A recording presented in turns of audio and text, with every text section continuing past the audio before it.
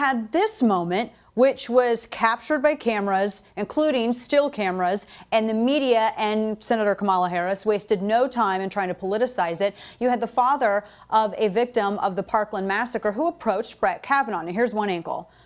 To shake his hand. There's no sound, but as you can see, and I mean, you can clearly see amidst all the confusion and the mayhem that Democrats worked so hard to create, and in the immediate aftermath of protesters disrupting hearings, causing security to gather around Kavanaugh as he began to leave following the morning session, that's Fred Gutenberg, who is a Parkland parent. He walks up and asks for a handshake. This is after he was tweeting that he was never going to let Kavanaugh, or he was going to do everything he could to make sure Kavanaugh wasn't confirmed.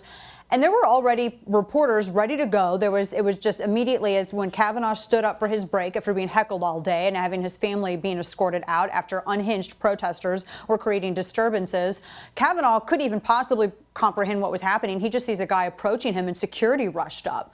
And so he has no idea who this person is. Security's right there. One of them steps in between, and we have multiple clips of this. One of them steps in between the parent, the Parkland parent, and Kavanaugh.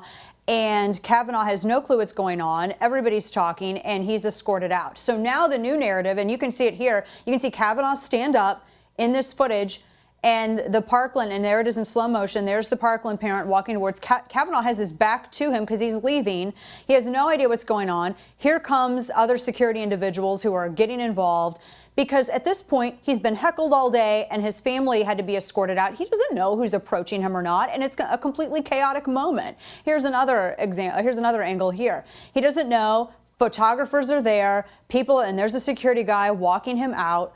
So the narrative is, you probably guessed, that Brett Kavanaugh is an inhuman monster who doesn't care about the parents of dead children.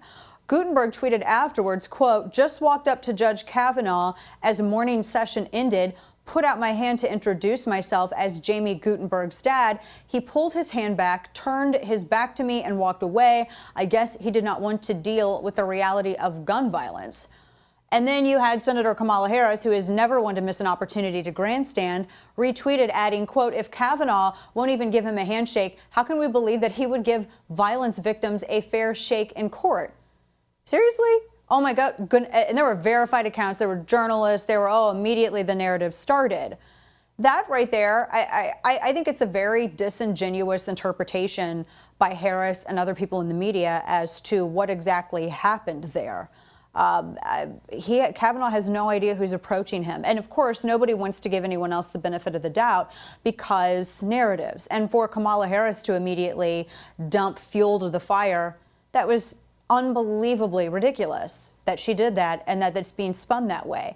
I think it's a very disingenuous interpretation to claim that he doesn't care about dead children because he had no idea who was approaching him after disturbances all morning long. It was all about that photo and that narrative. And of course, it distracts from serious questions that we should be having, asking serious conversations that we should be having at a confirmation hearing, instead of treating Kavanaugh as though he's about to join a panel of gods that's going to determine everyone's lives. Newsflash, Kavanaugh's job is not to be an advocate for anybody. It's not his job to be an advocate for victims. It's not his job to be an advocate for corporations. It's not his job to be anybody's advocate. His job is to dispassionately determine constitutionality in the cases that he will oversee. Everything else is just campaigning. And goodness gracious, the people that took part in perpetrating this, awful.